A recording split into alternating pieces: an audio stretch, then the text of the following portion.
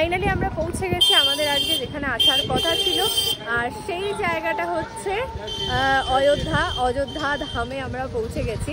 তো আমরা সকালবেলায় বেরোতে বেরোতে মোটামুটি 9:30 বেজে গেছিলো, তো 10টাই ধরো, আর আমরা এখানে 2টোর মধ্যে ঢুকে গেছি।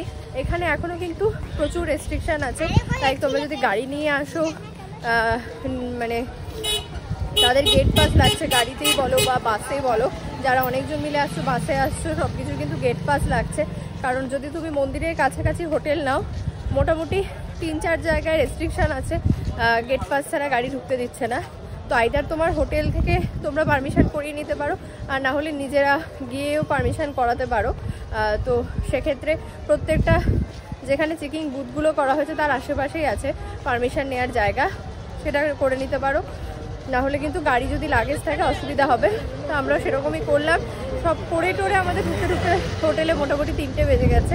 সেই জন্য এখন আমরা সময় নষ্ট করিনি, লাঞ্চও হয়নি, আমরা জাস্ট ফ্রেশ হয়ে নিয়ে আমরা এখন যাচ্ছি রাম মন্দিরের দিকে। তো যেটার জন্য এখানে আসা আর কি। চলো সবটা তোমাদেরকেও দেখাবো। আমরা হোটেল থেকে আমাদের হাঁটা ডিস্টেন্সই মোটামুটি, টোটো করে আসলে একটু তাড়াতাড়ি হবে, টোটো করেই এসেছি। কিন্তু এখানে আসার পর সব জায়গায় এখানেও ব্যারিকেড করা, সেগুলো তো আমাদের অনেক ঘুরে ঘুরে গলি দিয়ে এসে নামিয়ে দিল। আমরা এখন মেন রোডের দিকে যাচ্ছি হেঁটে হেঁটে।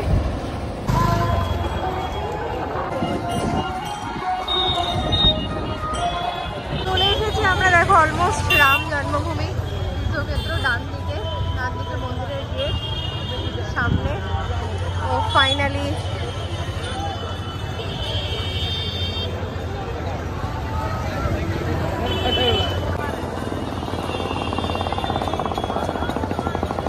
তো এই দেখো, এটা হচ্ছে মন্দিরের গেট।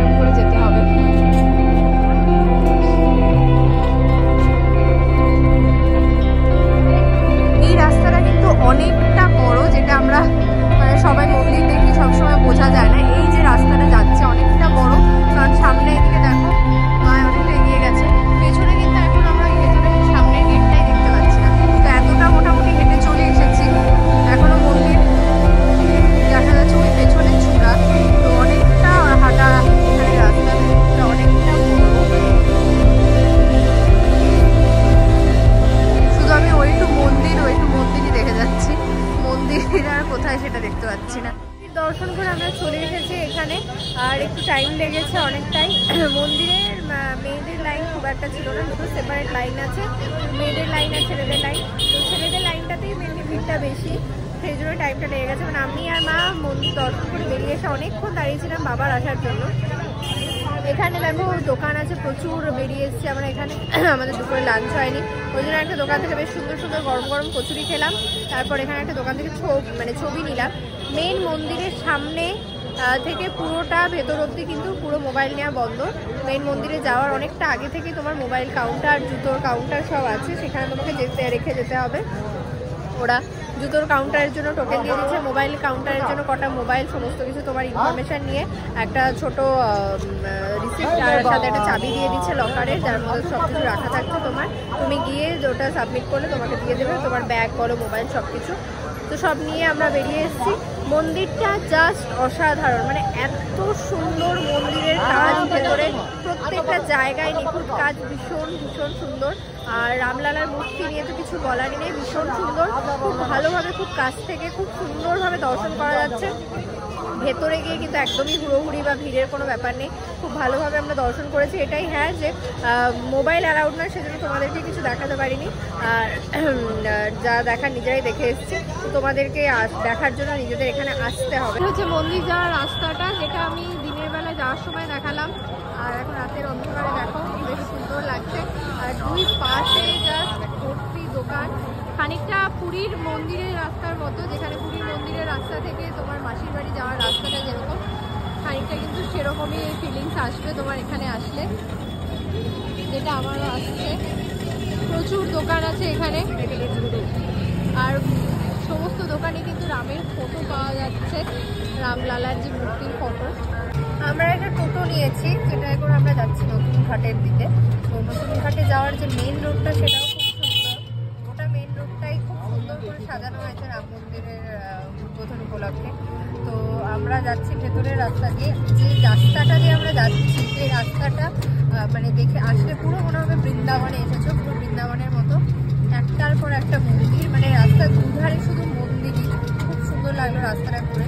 বাট আমরা যেহেতু যাচ্ছি ওখানে আবার কতক্ষণ সময় লাগবে যেহেতু সেটাও জানি না, যেহেতু প্রথমবার এসেছি অযোধ্যায়, সেই জন্য আর কোনো মন্দির ঘুরিনি। বাট সমস্ত মন্দির বাইরে থেকে তুমি দর্শন করতে পারবে, মন্দিরের মেন বিগ্রহগুলো বাইরে থেকেই দেখা যাচ্ছে, তো সেই রকম দর্শন হয়ে গেল। রাস্তাটা এত ভালো লাগলো, মানে মোটামুটি একটুখানি রাস্তার মধ্যে 10-15টা মন্দির আছে, আর গোটা শহরটা জুড়েই ছোট্টখাটো মন্দির, আশ্রম, এগুলো তো আছেই।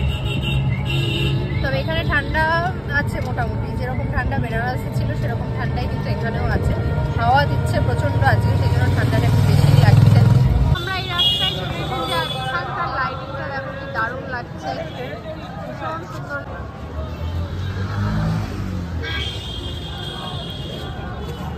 এখন নতুন ঘাট, দেখো এই রাস্তাটা পুরো নাম নতুন ঘাট। আমি রাস্তাটা এসে দেখাচ্ছি। আমরা এখন আপাতত যাচ্ছি সরজুর তীরে, তো এখান দিয়ে জাস্ট 5 মিনিটের রাস্তা সরজুর ঘাটটা। আমরা এখান দিয়ে যাচ্ছি, দেখো এখান থেকে বিনাটা দেখা যাচ্ছে, খুব সুন্দর। বিনার ওখানটায় আমি যাবো এসে, কারণ এখান দিয়ে আমার ফিরতে হবে আমাদের, সেই জন্য। এখানে দেখো মন্দির আছে, নাগেশ্বরনাথ মন্দির, আর এটাই দেখো সরজু নদীর তীর। এই রাতেও দেখো ঠান্ডার মধ্যে কিন্তু লোকজন স্নান করছে। হচ্ছে সরজুর ঘাট, স্নানের ঘাট, এখানে বাঁধানো পুরো খুব সুন্দর। এখানে দেখো দাঁড়িয়ে, ঘাটের ধারে দাঁড়িয়ে থাকা যাবে, অনেকটা বড় জায়গা, খুব সুন্দর লাগছে। আর এখানকার লাইটগুলো দেখো, স্ট্রিট লাইট, ত্রিশূল দেওয়া, বেশ সুন্দর। সরজুর জলে মা হাত দিয়েছে, মাথায় দিয়ে দিল। আর এটা হচ্ছে দেখো সরজুর বাঁধানো ঘাটটা, ঘাটটাও কিন্তু বেশ সুন্দর লাগছে না?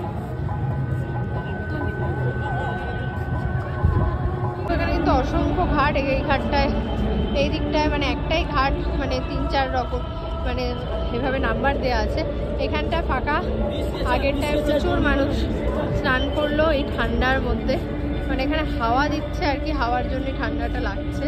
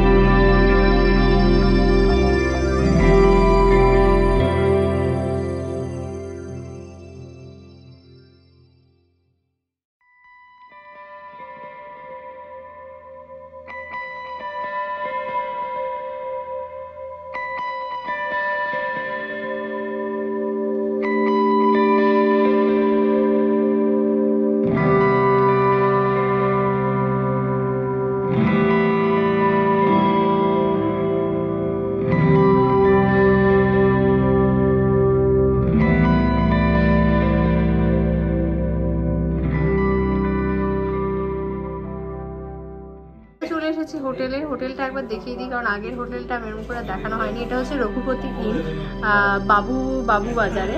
আর আমাদের রুম নাম্বার 103, দরজাটা খুলেই রেখে দিয়েছি। এটা আমাদের রুমটা বেশ বড়ই আছে মোটামুটি। আর আমাদের রুমটা গ্রাউন্ড ফ্লোরে, তো এখানে কাবার্ড, টিভি কোথাওই চালানো হচ্ছে না, টাইম পাওয়া যাচ্ছে না। বেড এদিকে অনেকটা জায়গা আছে। এটা ওয়াশরুম। আমরা হোটেলে গিয়েছিলাম সন্ধ্যেবেলা সব ঘুরে টুরে, দেন হোটেলে গিয়ে চাটা খেয়ে আবার বেরিয়েছিলাম রাতে ডিনার করার জন্য। কারণ আমাদের এখানেও হোটেলে খাবার দাবার ব্যবস্থা মানে সেরকমভাবে নেই। ওদের খাবার দাবার এগুলো নিতে গেলে মোটামুটি আধ ঘন্টা 40 মিনিট আগে বলতে হয়, সেটা আমাদের বলা হয়নি। তাই ভাবলাম যে বাইরেই আছে প্রচুর রেস্টুরেন্ট, দেখে এসেছি, সেখানেই যাব। তো খেয়ে দিয়ে এখন ফিরছি। প্রচণ্ড ঠান্ডা লাগছে, মানে এখানে ঠান্ডা মানে হাওয়া, যেটা বেনারসেও ছিল, গোটা এদিকে রাস্তাটাতেই হাওয়া দিচ্ছে জন্য আরো বেশি ঠান্ডা লাগছে। সেজন্য করে মাফলার টাফলার চাপিয়ে নিয়ে এসেছি, কারণ হাওয়াটাতেই মেনলি ঠান্ডাটা লেগে যায় সেই জন্য। তো এখন বাজে ঘড়ির কাঁটায় ঠিক দেখে নিয়ে বলছি আমি কটা বাজে। এখন বাজে ঘড়ির কাঁটায় ঠিক 10টা 17। আর এই সময় আমরা হেঁটে হেঁটে যাচ্ছি পূর্ণভূমি অযোধ্যার রাস্তা দিয়ে হেঁটে হেঁটে, এবং রাস্তা অনেকটাই ফাঁকা। সন্ধ্যেবেলায় যে জমজমাট রাস্তাটা ছিল সেটা অনেকটাই ফাঁকা, কিন্তু একদম ফাঁকা নয়, কারণ লোকজন আছে প্রচুর এখনো রাস্তায়। আর তখন আমি এখান দিয়ে যাচ্ছিলাম, এটা হচ্ছে তুলসী উদ্যান অযোধ্যা, তুলসী উদ্যান অযোধ্যার। এখানে লোকজন আছে কিছু, এখানে যখন প্রোগ্রাম হচ্ছিল আমরা যখন যাচ্ছিলাম, তো এটার সামনে দিয়ে আমাদের হোটেলে যেতে হয়। ঘড়ির কাঁটায় বাজে 10:30, আর আমি দাঁড়িয়ে আছি অযোধ্যার রাস্তায়, যেটা একদমই ফাঁকা। একদমই ফাঁকা বলবো না, বহু লোক যাচ্ছে এখান দিয়ে। দেখিয়ে দিলাম জাস্ট রাত্রেবেলা কেমন লাগছে আমাদের অযোধ্যা।